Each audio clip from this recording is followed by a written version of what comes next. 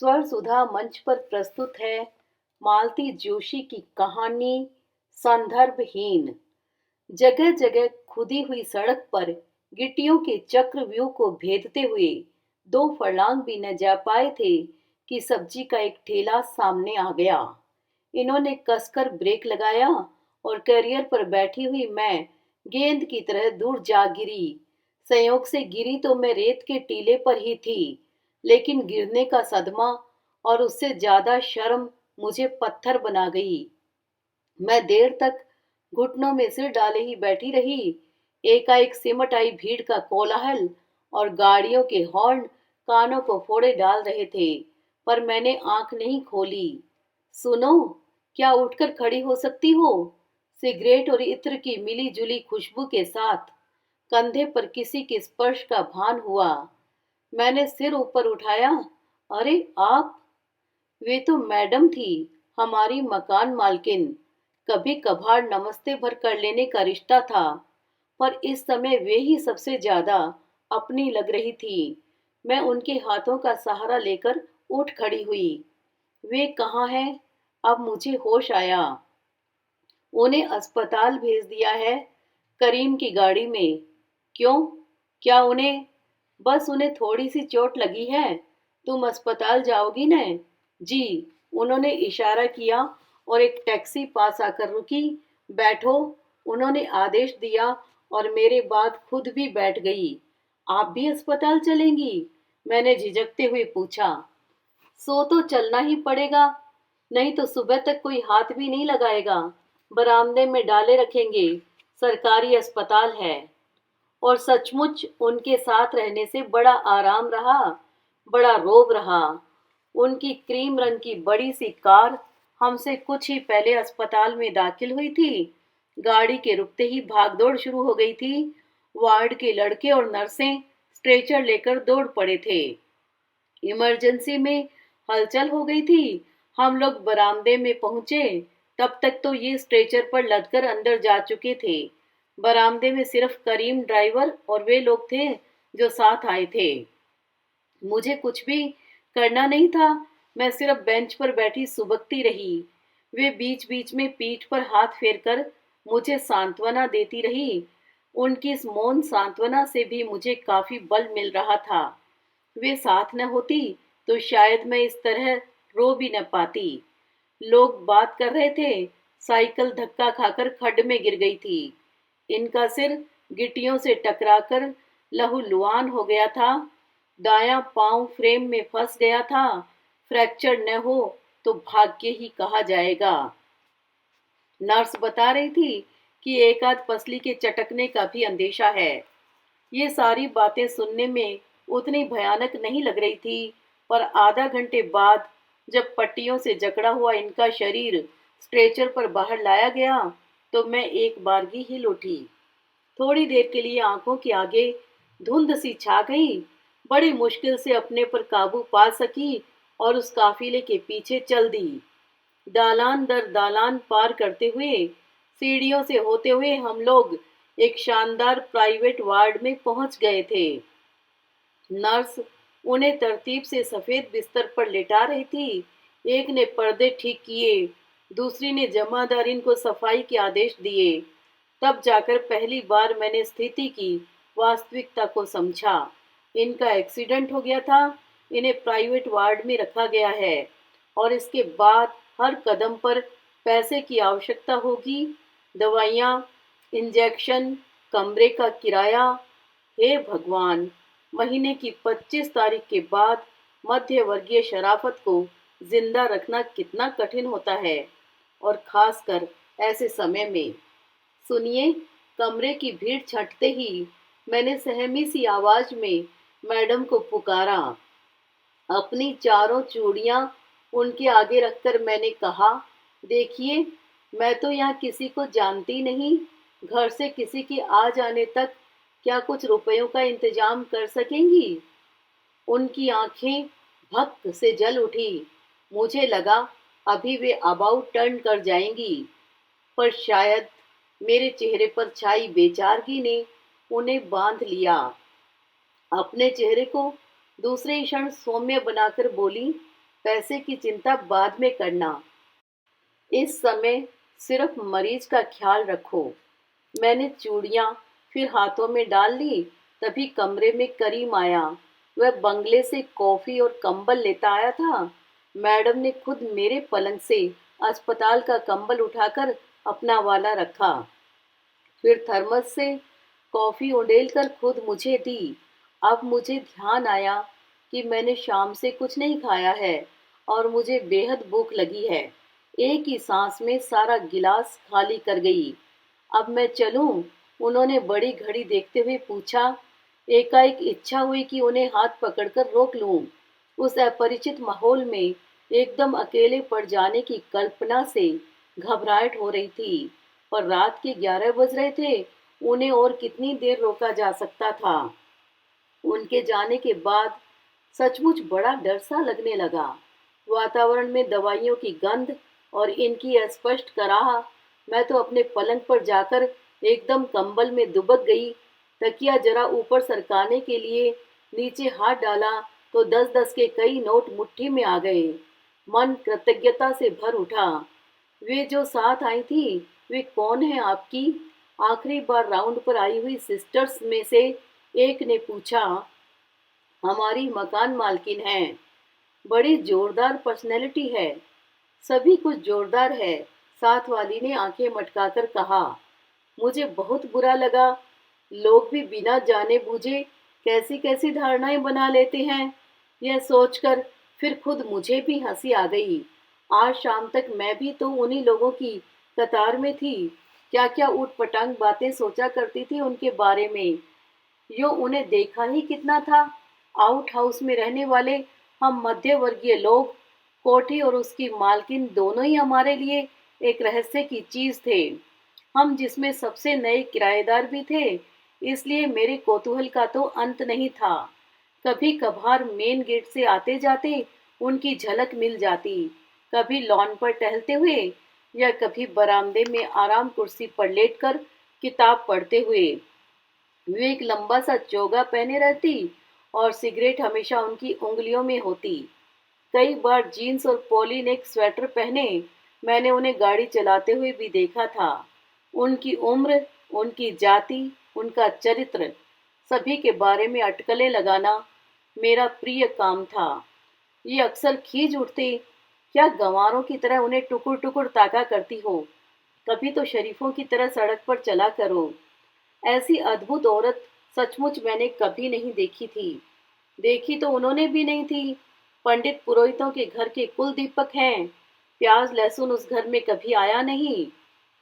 साल में 6 महीने बैंगन भी रसोई से बाहर रहता है। डबल रोटी का स्वाद शहर में आकर ही पता चला था। कॉफी हाउस में जाकर इडली डोसा खाने की बात भी बाबूजी से छिपानी पड़ती है। भला इन्होंने भी यह सब काहे को देखा होगा? पर मेरे सामने ऐसे बनते जैसे सीधे विलायत से चले आ रहे हैं। इससे तो मुनशाइन काफी अच्छी, बात करने भर की देर कि पूरी रामायण खोलकर बैठ जाएगी। हाय चाची, ये तो सिगरेट पीती है। मैं कहती, अरे बहू, तू तो सिगरेट को लेकर बैठी है। ये तो बोतल चढ़ावे है, बोतल। तबई तो छोरा छोरी पास नहीं फटके। सच, इतना बड़ा बंगला, दर्जन भर नौकर चाकर और अकेली मालकिन। रह रहकर सोचती, इनका दिन कैसे कटता होगा। किसी किसी दिन काफी चहल पहल दिखाई देती। गेट के पास गाड़ियों का मेला जुट जाता। लगता है कोई पार्टी है आज, मैं कहती। कसम खा के बैठी है मारी बाई, तो पार्टी तो करेगा चाहे। रासलीला बिगर जिंदगी कैसे बीते हो। छोरा तो भेज दी अफ्रीका, नी छोरी को भेज दी बोर्डिंग। अब अकेली कई करे बापड़ी। चाची के रोष का असली कारण यही था। पीने पिलाने से उन्हें उज्र नहीं था। यह तो मालिक के जमाने से चल रहा था। पर बच्चों को यूं दूर दूर भेजकर बंगले में रंगरेलियां मनाना, और वह भी पति के न रहने पर। चाची की बातों के आधार पर मेरे मन में भी उनकी ऐसी ही तस्वीर बन गई थी। एक हृदयहीन विलासी नारी के रूप में मैं उन्हें जानती थी। पर आज शाम उनका जो रूप देखा, वह कितना अलग था। तभी तो मैं सोच रही थी कि हम लोग बिना जाने बूझे कैसी कैसी गलत धारणाएं बना लेते हैं। इसके बाद वाले दिनों में वे एक बार भी अस्पताल नहीं आई, पर उनकी सहृदयता की आंच मुझ तक पहुंचती रही। उन्होंने अपने कारिंदे शंभू बाबू को भेजकर बाबूजी को तार दिया। इनके दफ्तर में एप्लीकेशन भिजवाई। एक आध दिन खाना भी मेरे लिए वहीं से आया, पर बाद में चाची ने उसका चार्ज ले लिया। चाची अस्पताल में घंटों आकर बैठती। उनकी बातचीत का विषय भी वही होता, पर अब मुझे उसमें रस नहीं आता था। लगता था अनजाने में मुझसे अन्याय हो गया था। जख्म तो पूरी तरह से नहीं भरे थे, पर 3 दिन बाद हमें घर जाने की इजाजत मिल गई। लौटते समय भी करीम की गाड़ी मिल गई थी। उस दिन शाम को काफी रौनक रही। पास पड़ोस के लोग तो दिन भर आते ही रहे थे, लेकिन शाम को दफ्तर का सारा स्टाफ आ गया था। बैठक का कमरा ठाकों से गूंज उठा था। मैंने सबके लिए चाय बना ली थी। महरी को भेजकर समोसे और पान भी मंगा लिए थे। इनके दोस्तों में तिवारी मुझे सबसे अच्छा लगा था। निसंकोच अंदर आ गया था। उसने प्लेटें लगवाने में भी मदद की थी। चाय भी बाहर पहुंचाया था। मस्त जीव था। बोला, भाभी, एक्सीडेंट कैसे हुआ जानती हो? ये साहब कॉलेज से निकलती लड़कियों को देखते रह गए थे। तभी तो सामने वाला गड्ढा नजर नहीं आया। फिर जाते हुए हिदायत दी, भाभी इसे पट्टी के लिए अकेले मत भेज देना। वह सिस्टर ब्रेंगेजा इसे बहुत भा गई है। जब सब लोग विदा हुए, तब सारा कमरा सिगरेट के टुकड़े, पान के कागज, झूठे कप प्लेटों और चटनी के दोनों से भर गया था। आज का दिन कितना अच्छा बीता न। मैंने कमरा साफ करते हुए कहा, ये तिवारी भाई साहब भी बड़े मजेदार आदमी हैं। एक न एक फुलझड़ी छोड़ते ही रहते हैं। ये चुप रहे, तब मेरा माथा ठनका। क्यों जी, बहुत थक तो नहीं गए? इतनी देर तक बैठे रहना अच्छा नहीं हुआ। मैंने पास जाकर माथे पर हाथ फेरते हुए कहा, इतना जश्न मनाने की क्या जरूरत थी? बाप रे, इतने कठोर स्वर में तो ये कभी नहीं बोले थे। भला जश्न कौन सा मनाया है? घर आए आदमी को चाय तो पिलानी ही होती है। वहां अस्पताल में बेचारे रोज आते थे। क्या करती थी? कुछ नहीं। फिर भी इतना चहकने की क्या जरूरत थी? वह तिवारी जानती हो कितना मक्कार आदमी है। शर्म और अपमान से मेरे आंसू निकल आए। तपाक से मैंने मुंह फेर लिया। देखा दरवाजे में वे खड़ी थी। पता नहीं वे कितनी देर से खड़ी थी और उन्होंने कितना सुना, पर मेरी दृष्टि पड़ते ही वे सहज भाव से आगे बढ़ आई। शंभू ने बताया कि अस्पताल से आ गए हैं, तो सोचा देख आऊं। मैंने चुपचाप एक कुर्सी आगे कर दी। कुछ देर औपचारिक वार्तालाप होता रहा। मैं गुस्से में उफनती चुपचाप स्टूल पर बैठी रही। इन्होंने दबी जबान से कहा भी, कुसुम आपके लिए चाय वाय। मुझसे पहले वे ही बोल उठी, नहीं नहीं, अभी जाकर खाना खाऊंगी। वे उठी तो दरवाजे तक छोड़ने जाना ही पड़ा। बरामदे में आने पर उन्होंने धीमे से पूछा, सुनो, और जरूरत तो नहीं है? वे नोटों का बंडल लिए मेरे सामने खड़ी थी। कल इनके पिताजी आ ही रहे हैं। जिससे भीख मांगनी होगी वही मांग लेंगे। मैंने रुखाई से कहा, बात क्या है? उन्होंने पैसे पर्स में रखते हुए कहा, क्या अभी वाली बात पर नाराज हो? माफ करना, अनचाहे मुझे सब कुछ सुनना पड़ गया था। उत्तर में मेरे आंसू निकल पड़े। सुनो, यह वक्त क्या गुस्सा करने का है? उसकी हालत पर रहम खाओ। इसका मतलब यह तो नहीं कि वे कुछ भी कहते रहें। मैंने भर्राए गले से कहा। वे कुछ देर तक मुझे देखती रही। धीरे धीरे उनके चेहरे से मुस्कुराहट लोप हो गई। बड़े ही डूबते से स्वर में बोली, कुसुम, दुनिया में ऐसे भी पति होते हैं जो अपना उल्लू सीधा करने के लिए बीवी को भेड़ियों के आगे फेंक देते हैं। उनके मुकाबले तो तुम्हारा पति देवता है। उनकी बात देर तक कानों में घंटियों की तरह गूंजती रही। उसी के बल पर उस रात घर में रह सकी मैं। नहीं तो क्रोध तो बड़ा आया था। दूसरे दिन तड़के ही बाबूजी आ गए। लंबे लंबे लगने वाले दिन एकदम छोटे हो गए। यूं तो बाबूजी को पूजा में 1.5-2 घंटे लग जाते थे। अब और पता नहीं महामृत्युंजय का या किसका जाप शुरू कर दिया था। 12 बजे तक पूजा से ही निवृत्त हो पाते। फिर भोजन, फिर शाम के संध्या वंदन की तैयारी। जरा भी कुछ सोचने विचारने का समय नहीं मिलता था। उस शाम की बात भी आई गई हो गई थी। महीने की 10 तारीख को हमेशा की तरह शंभू बाबू किराया लेने आए तो ये लाठी के सहारे लंगड़ाते हुए भीतर आए। बोले, मैडम से कितने रुपए लिए थे तुमने?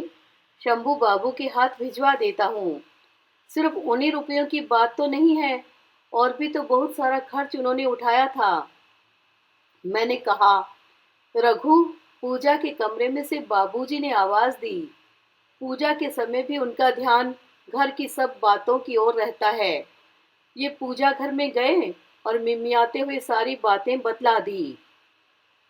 पैसे लाने कौन गया था? उन्होंने किसी मजिस्ट्रेट के अंदाज में पूछा। जी, वे खुद ही दे गई थी अस्पताल में। मैंने कहा, तब फिर लौटाने के लिए तुम नहीं जा सकती? बाबूजी गरजे। जी, बात यह है। ठीक है, ठीक है, मैं ही देख लूंगा, बाबूजी बोले। और वे एक दिन उनसे मिलने पहुंच गए।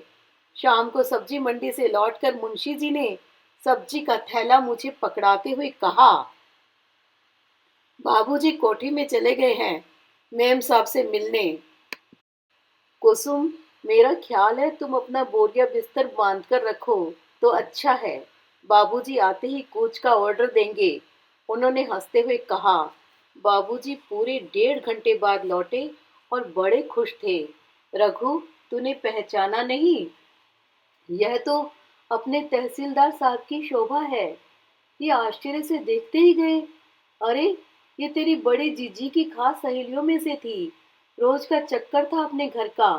बस्ता लेकर सीधी अपने घर आ जाती थी स्कूल से। शाम को तहसीलदार साहब खुद आते थे लिवाने के लिए। तुझे याद नहीं? बड़ी जीजी इनसे 15 साल बड़ी हैं।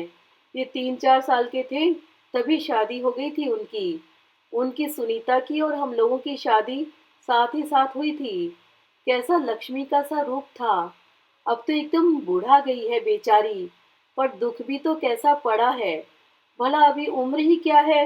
लड़का भी बता रही थी कि विलायत जाकर बैठ गया है, लौटने का नाम ही नहीं लेता। कहते कहते बाबूजी इतने उदास हो आए, मानो उनकी अपनी बेटी पर ही विपत्ति का पहाड़ टूटा हो। रात खाने पर भी उनकी बातें होती रही। कैसे वह रोज घर आती थी, जमीन पर बैठकर ही खाना खा लेती थी, जूते बाहर उतार कर आती थी, अक्सर अम्मा जी से सिवैयां या फेनी बनाना सीखती थी। इसकी शादी पर मैं गया था। लड़का विलायत पास था, पर इसके सामने एकदम चपरासी लग रहा था। बाबूजी ने बताया, बेटा, इस पूर्णमासी को मैं कथा कराने की सोच रहा हूँ। तुम्हारी जीजी को खाने के लिए कह आया हूँ। बाबूजी ने दूसरे दिन मुझसे कहा, जीजी, सच, यह नाम मुझे बड़ा प्यारा लगा। इन दिनों मुझे मैडम शब्द से चिढ़ हो गई थी। उसमें व्यंग्य की बू आती थी। कथा के दिन दिन भर आना जाना लगा रहा। बाबूजी भी दूसरे दिन जाने को थे, इसलिए ढेर सारे काम निकल आए थे। फिर भी उन्होंने रात का खाना अपनी देखरेख में बनवाया। मटर पुलाव, मीठी सवैयां, बूंदी का रायता, आलू मेथी की भुजवा सब्जी, उड़द की बड़ियों के साथ बैंगन की झोलदार तरकारी। सब कुछ बन जाने के बाद मुझसे कहा, जाओ बेटा, अपनी जीजी को लिवा ले आओ। उस बड़े से बंगले में जाने का पहला ही अवसर था। मैंने डरते डरते ही प्रवेश किया। सौभाग्य से वे ड्राइंग रूम में ही मिल गई। एक सोफे पर कुशन के सहारे लेटी हुई थी। जीजी, भोजन के लिए चलिए। उस बड़े से हॉल में मेरी आवाज बच्ची की सी लग रही थी। उन्होंने आंखें खोली, एकदम निस्तेज आंखें। चेहरा भी उतरा हुआ था। तुम बैठो, मैं अभी आई। उनके जाने के बाद मैं वहीं बैठकर दीवान खाने की सजावट का निरीक्षण करने लगी। तभी नौकरानी ट्रे में पानी का गिलास लेकर आई। क्या बात है चंपा, जीजी की तबीयत कुछ ढीली ढीली लग रही है, मैंने पूछा। सुबह से एक बूंद भी गले से नीचे नहीं उतरी है। तबीयत ढीली होगी नहीं तो क्या, खड़ी होती है तो चक्कर आते हैं। मैं बेवकूफ की तरह चंपा का मुंह देखती रही। उसने हाथ की मुट्ठी बांधकर जब पीने का अभिनय किया तब बात समझ में आई। उसे क्या इतनी तकलीफ होती है, मैंने भोलेपन से पूछा। तकलीफ नहीं होगी भला, क्या आज की बात है, बरसों की आदत पड़ी हुई है। आज कहीं कि हम पंडित जी के घर कथा में जाएंगे, आज नहीं लेंगी। अपन नौकर आदमी क्या कहे बताओ। चंपा शायद और कुछ भी कहती, पर मालकिन के आ जाने से चुप हो रही। उन्होंने बड़ी प्यारी सी साड़ी पहन रखी थी, पल्ला सिर पर डाल लिया था, कंधे पर नारंगी रंग का शॉल डाल रखा था। एकदम बड़ी जीजी की सखी लग रही थी। उन्हें देखकर मेरा मन कृतज्ञता से भर आया। मेरे बूढ़े ससुर के प्रति उन्होंने जिस सम्मान का, आस्था का परिचय दिया था, वह सचमुच असाधारण था। अपने इस कठोर निश्चय को लेकर उन्होंने दिन भर जो कष्ट सहे थे, उसकी छाप उनके चेहरे पर स्पष्ट थी। पूजा की जगह पर उन्होंने 11 रुपए रखकर भूमि पर सिर टेक कर प्रणाम किया। उस समय उन्हें कोई देखता तो विश्वास ही न कर सकता था कि ये वही मिसेज प्रसाद हैं जिनके चर्चे सारे शहर में हैं। मैं खाना लगाने लगी तो उन्होंने साफ कह दिया कि वे अकेली नहीं बैठेंगी, लिहाजा मुझे भी बैठना पड़ा। बाबूजी दिन में ही खा चुके थे। इनकी थाली में बाहर दे आई और हम दोनों रसोई में बैठ गई। बाबूजी ने जिद करके यह खाना बनवाया है, पता नहीं आपको भाएगा भी या नहीं, मैंने संकोच से कहा। कभी ये सारी चीजें मुझे बहुत पसंद थी, तब से कितना कुछ बदल गया है, पर पुराने लोग सोचते हैं कि जिंदगी का रंग अभी वैसा ही है। जीजी ने कहा, आराम से खाना बेटा। बाबूजी ने रसोई के दरवाजे में खड़े हो कहा, बिल्कुल आराम से चल रहा है चाचा जी। बहू ने खाना भी खूब अच्छा बनाया है और सारी चीजें मेरी पसंद की हैं। मुझे तो आश्चर्य है, आपको अभी तक मेरी पसंद याद है। जीजी की आंखों में उस समय बाल सुलभ सरलता और उत्सुकता का मिश्रण हो आया था। वे एक एक सहेली की याद करके पूछ रही थी और बाबूजी उन्हें सबकी खबर दे रहे थे। करीब 10:30 बजे यह महफिल समाप्त हुई। हाथ थाली पर बैठे बैठे वैसे ही सूख गए थे। बाबूजी दूसरे दिन जा रहे हैं, यह सुनकर उन्होंने पांव छुए। बाबूजी ने 100-100 के 2 नोट उनके हाथ में देकर ढेर से आशीर्वाद दिए। ये क्या है चाचा जी, बेटा बच्चों के लिए हैं, मना मत करो। वे शायद समझ गई थी, उन्होंने मना नहीं किया, पर इतनी देर से खिले हुए चेहरे पर एक करुण छाया उतर आई थी। बाबूजी ने कहा था, बेटी बच्चों को तुम्हारे भरोसे छोड़कर जा रहा हूँ, ख्याल रखना। तब भी उन्होंने सिर्फ सिर हिला दिया था, कोई जवाब नहीं दिया। बाबूजी के जाने के बाद कई बार सोचा कि बंगले पर एक आध बार हो आऊं, पर हिम्मत ही न पड़ती। इनसे कई बार कहा, पर ये कहते बाबूजी की उनकी पुरानी पहचान थी, ठीक है, उसके सहारे हम चापलूसी करने क्यों जाएं। मेरी समझ में नहीं आता इसमें चापलूसी जैसा क्या है, पर उनसे बहस कौन करता। उस दिन बड़ी जीजी का पत्र आया था। सुनीता का सतमासा उन्होंने धूमधाम से किया था। फोटो भी भेजी थी। फूलों से सजे हुए झूले पर फूलों और कलियों के गहने पहनकर बैठी हुई सुनीता एकदम वनदेवी सी लग रही थी। गर्भ भार से बोझिल आंखों में लाज और अभिमान के डोरे थे। फोटो बहुत ही प्यारी थी। जीजी ने अपनी सहेली के लिए भी 2 पंक्तियां लिखी थी। पता नहीं मुझे एकदम क्या सूझ पड़ा। फोटो और पत्र लेकर मैं एकदम कोठी की ओर दौड़ पड़ी। पिछला दरवाजा खुला था। आंगन पार कर एकदम बरामदे में आते ही मैंने पुकारा, जीजी। हॉल से आता हुआ दबा दबा शोर एकदम बंद हो गया। पता नहीं कहाँ से चंपा एकदम दौड़ कर आई और दरवाजे के बीच खड़ी हो गई। चंपा, उधर देखो कौन है? भीतर से आवाज आई। हुजूर, पीछे वाली बहुरानी आई है। चंपा ने सूचना दी। कुछ देर चुप्पी रही, फिर सुना, पूछ लो, कोई जरूरी काम तो नहीं है? लेकिन चंपा को कुछ पूछने की जरूरत ही नहीं पड़ी। मैं उल्टे पांव लौट आई। सारा शरीर अपमान की आग से जल उठा। ये ठीक ही तो कहते थे, हमारी उनकी क्या बराबरी है। फिर एक आध बार फाटक पर मुलाकात हुई तो मैंने नमस्ते भी नहीं की और फर्राटे से आगे बढ़ गई। ये नाराज हुए, बोले, तुम्हारा भी जवाब नहीं है। कभी तो सामने बिछ बिछ जाती हो और कभी नमस्ते तक नहीं। क्यों करूंगी नमस्ते मैं? कोई रानी महारानी है वह? बड़ी होगी तो अपने घर में होगी, कोई मुफ्त में नहीं टिकी है मकान में। अपने अपमान की कहानी मैंने उन्हें बतलाई थोड़ी थी। उसके 8-10 दिन बाद की बात है। ये बैठक में 2-4 दोस्तों के साथ ब्रिज खेल रहे थे। चाय नाश्ते से निपटकर मैं पलंग पर लेटी फिल्म फेयर पढ़ रही थी। तभी उन्होंने आवाज दी, कुसुम, बाहर जाकर देखो तो कौन आया है। लेकिन मुझे बाहर जाना ही नहीं पड़ा। वे ही सोने वाले कमरे में आ गई। बैठिए, मैंने रुखाई से कहा। वे बैठ गई और इधर उधर की बातें करती रही। मैं सभी बातों के हाँ या ना में जवाब देती रही। कोशिश यही थी कि वे जान जाएं कि उस दिन की बात से नाराज हूँ। जी जी, इन्होंने कमरे में झांक कर कहा। डॉक्टर साहब ने आज शाम का समय दे रखा है।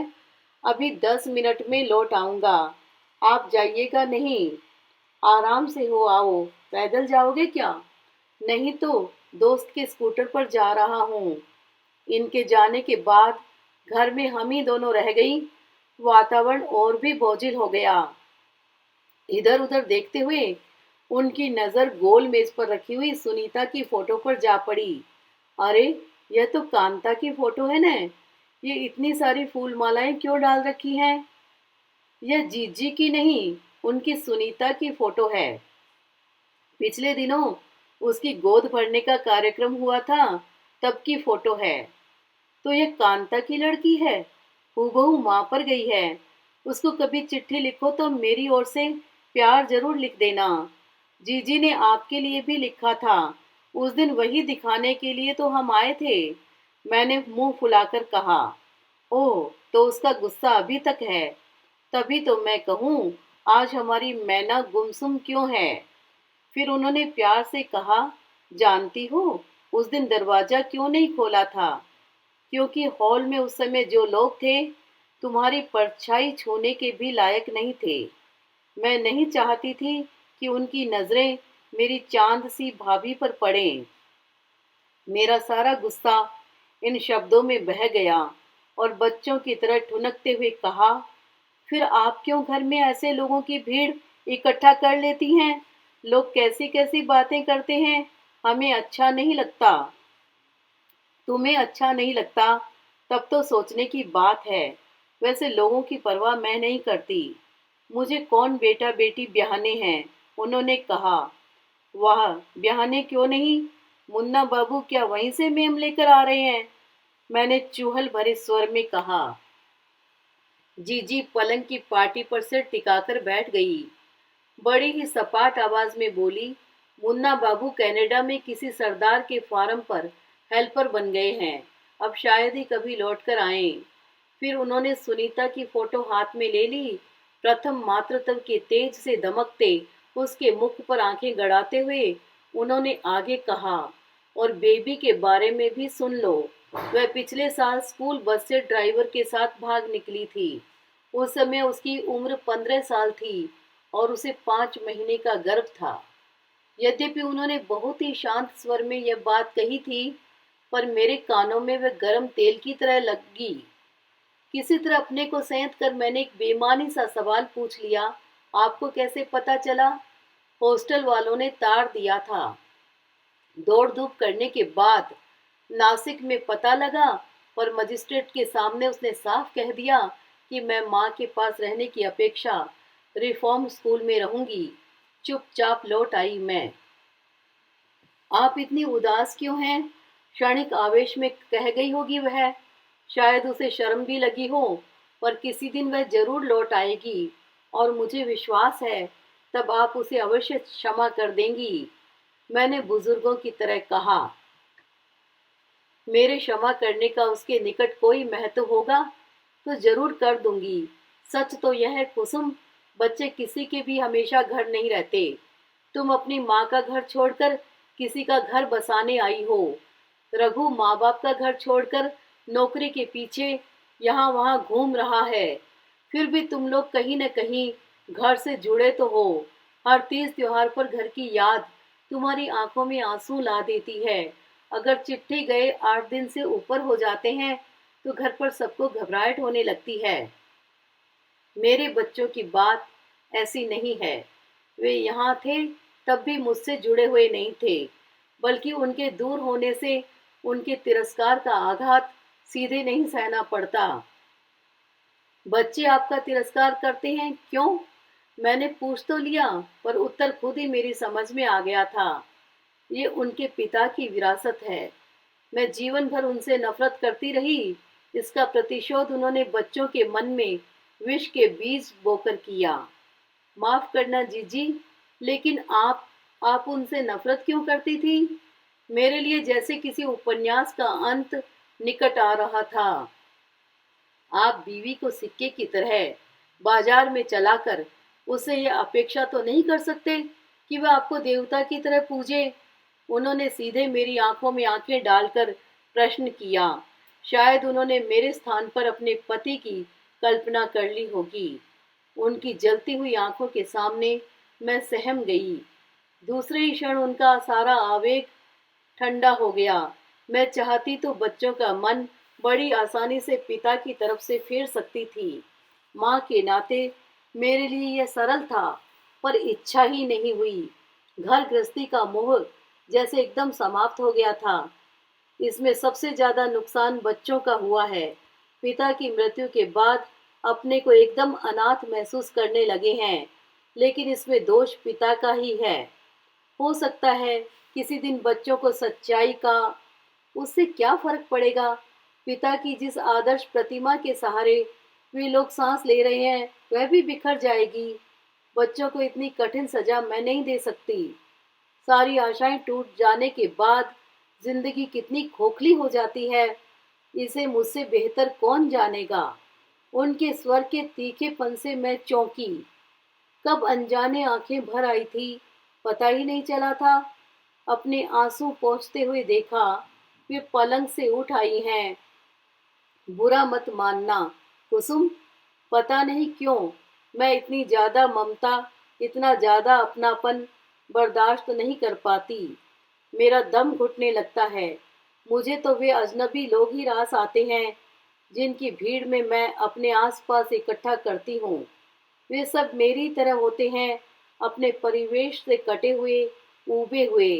अपने भीतर के सूनेपन को बाहर के शोर में डुबोने की व्यर्थ कोशिश करते हुए ये लोग ही मेरे बंधु सखा बन गए हैं।